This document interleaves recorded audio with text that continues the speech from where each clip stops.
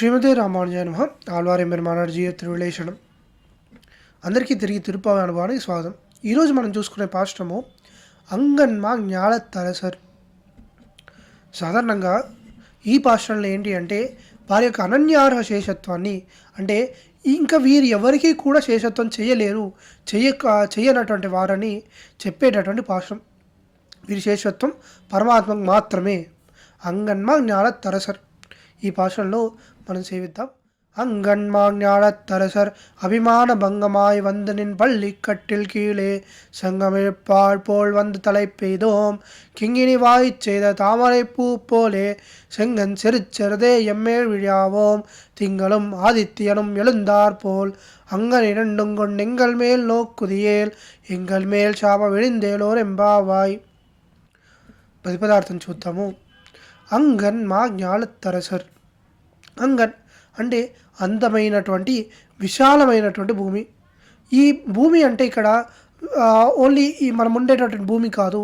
ఇక్కడ ఏంటంటే ఆ బ్రహ్మలోకం మొదలుకొని చిన్న కీటకం వరకు, బ్రహ్మ నుండి కీటకం వరకు అనుభవించేటటువంటి ఈ భూమిని, ఆ యొక్క సృష్టిని వీరు కీర్తిస్తున్నారు.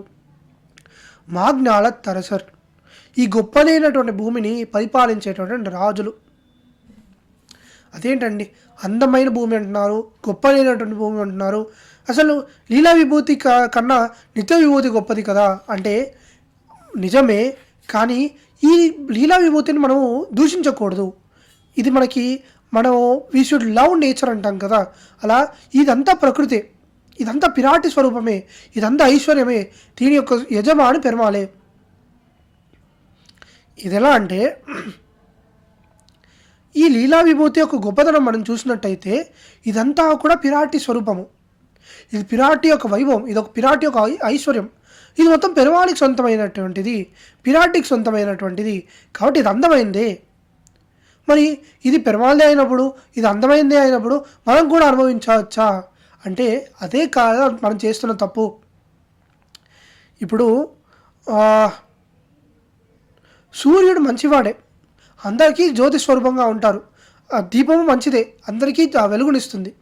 కానీ ఆ కళ్ళకలకలు వచ్చిన వాడికి ఆ దీపాన్ని చూసినా అది భోగించదు, అది వాడికి నొప్పి కలిగిస్తుంది. నేరుగా ఆ కళ్ళకలకలు వచ్చినటువంటి వాడికి ఆ కళ్ళల్లో ఎర్రని కంజక్టివిటీస్ అంటాం కదా, అటువంటిది నేత్రదోషం ఉన్నవాడికి దీపాన్ని చూసినా మంట వస్తుంది. కాబట్టి ఇది మనకి భోగ్యం కాదు. ఈ లీలా విభూతి గొప్పదే, గొప్పైన ప్రతి విషయం మనకి భోగ్యం అవ్వాల్సిన అవసరం లేదు కదా. ఇప్పుడు షుగర్ వ్యాధి ఉంది ఒకరికి, ఆ డయాబెటీస్ అనేది ఒకరికి ఉంది, వారికి షుగర్ అందరికీ భోగ్యమే, కానీ వీరికి ప్రాణాంతకం. అలానే పెరుమాళికి భోగ్యమైనటువంటిది, మనకి త్యాజ్యమైనటువంటిది అయినటువంటి లీలా విభూతిని పరిపాలించేటటువంటి మహారాజులు తమది అని చెప్పేటటువంటి అభిమానం ఏదైతే ఉందో, ఇక్కడ మనము మళ్ళీ చెప్పుకోవాల్సిన ఎగ్జాంపుల్ ఒకటి ఉంది, ఉదాహరణ ఉంది. ఏంటి అంటే పౌండరీక వాసుదేవుడు కథ. మనకి మహాభారతంలో పౌండరీక వాసుదేవుడు అనే ఒక అతని వృత్తాంతం మనకు తెలుస్తూ ఉంటుంది. పౌండరీక వాసుదేవుడు ఏంటి అంటే కృష్ణుడి లాగా ఉంటాడు అని చెప్పి తను కాశీ పట్టణానికి మహారాజు అనమాట. అయితే తనకి ఆ అభిమానంతో కళ్ళు మూసుకుపోయి ఏం చేశారంట అంటే నేనే కృష్ణుడిని, కృష్ణుడు గొప్పవాడు అంటే ఆ కృష్ణుడిని నేనే అని చెప్పేసి కృష్ణుడు లాగానే తన యొక్క చతుర్భుజాలు లేవు కదా, మరి అంటే తను చెక్కతో 2 భుజాలు చేయించుకొని నేనే కృష్ణుడిని అని చతుర్భుజాలు చేసుకొని తన రథాన్ని గరుడుగా మార్చుకొని నేనే కృష్ణుడిని, నేనే మహావిష్ణువుని అని చెప్పి ఆ వాసుదేవుడు ఏం చేశాడంటే పౌండరీక వాసుదేవుడు అలా యుద్ధం ప్రకటించాడంటే కృష్ణుడి పైన. అలా తర్వాత జరిగిందంటే మనకు అందరికీ తెలిసిందే.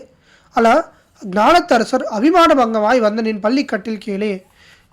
అయితే అటువంటి వారి అభిమానం మొత్తం కూడా కోల్పోయి నీ యొక్క సింహాసనం కిందికి వచ్చి చేరారు, రాజ్యాన్ని సమర్పించుకున్నారు. మనకి ఇది ప్రస్తుత కాలంలో అంటే చాలా దగ్గరగా రాజరికాలు జరిగినప్పుడు కూడా ఇది మనం చూస్తున్నాం. ఇప్పటికీ కూడా ట్రెవెన్కోర్ దేశపు రాజులు ఎవరైతే ఉంటారో వారి పద్మనాభదాసులు అని చెప్పుకుంటారు. అలానే ఆ అభిమానాన్ని పోగొట్టుకొని ఈ మహారాజులందరూ కూడా పెరుమాళ్ యొక్క తిరువడి ఆ పల్లి కట్టిల్ ఆ సింహాసనం కిందికి వచ్చి చేరారంట.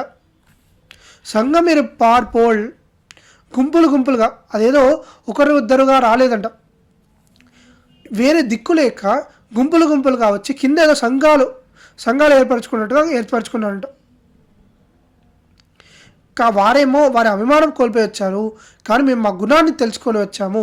గుణేర్ దాస్య ఉపాగతం అని చెప్పిన విధంగా దాస్య గుణంతో మిమ్మల్ని ఆశ్రయిస్తున్నాము. 100 తలైపోయేదోం వచ్చి చేరగలిగాము.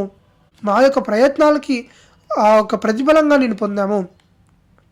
ఇక్కడ రాజుల అభిమానం కోల్పోయి అనే విషయాన్ని మన స్త్రీత్వ అభిమానం, ఈ స్త్రీత్వ అభిమానం గురించి ముందు కూడా మనం చెప్పుకున్నాము. ఈ స్త్రీత్వ అభిమానం ఏంటంటే దేహాత్మ అభిమానం. స్త్రీలకు సహజంగా ఉండేటటువంటి అభిమానము కోల్పోయి కింగిని వాయిచ్చే తామரை పువ్వు. ఈ స్త్రీత్వ అభిమానం అంటే ఏంటంటే మేము స్త్రీలము, మేము పెరుమాళ్ళని ఆశ్రయించము, ఆ నాయకుడే మమ్మల్ని వచ్చి చేరాలి, ఆ నాయకుడే మమ్మల్ని ఉద్ధరించాలి అనే విషయాన్ని పెట్టుకునేవాళ్ళు స్త్రీత్వాభిమానం అంటారు. ఆ స్త్రీత్వాభిమానాన్ని పూర్తిగా కోల్పోయి, ఆ దేహాత్మాభిమానాన్ని కోల్పోయి కింగిని వాచేద తామரை పువ్వు పోలే. సరే మేము అందరం వచ్చాం కదా, ఇంక మమ్మల్ని కటాక్షించాలి కదా స్వామి.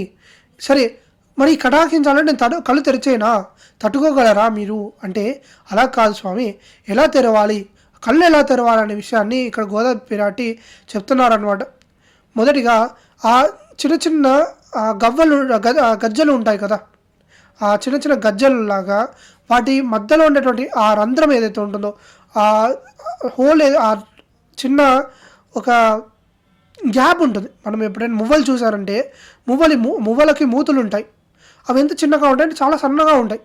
అలా వాటి యొక్క నోటిలాగా తర్వాత తామரை కింగిని వాయి చేద తామரை పువ్వు పోలే భక్తులను చూసి, సూర్యుడిని చూసి వికసించే తామరలాగా, భక్తులను చూసి వికసించే తామరలాగా నీ నేత్రాలు వికసించాలి.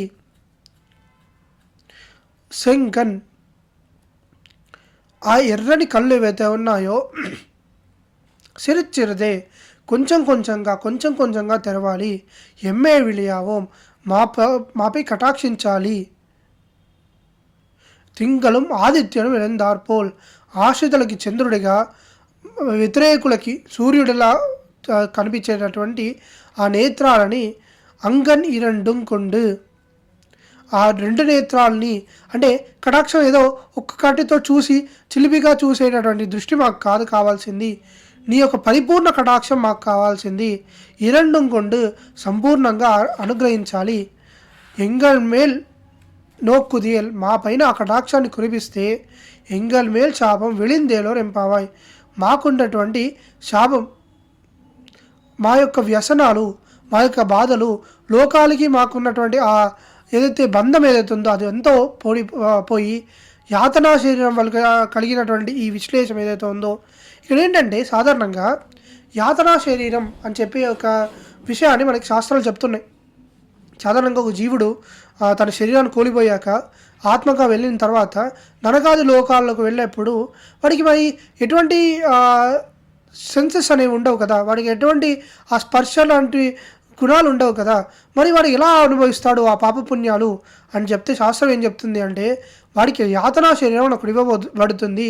ఆ యాతనా శరీరానికి ఈ శరీరం లాగానే అన్ని ఇంద్రియాలు ఉంటాయి అని చెప్తున్నారనమాట. అలానే కాకపోతే ఈ గోపికలకి ఏంటి, ఈ యాతనా శరీరం అంటే ఏంటంటే ఈ శరీరమే యాతనా శరీరంగా ఉంది.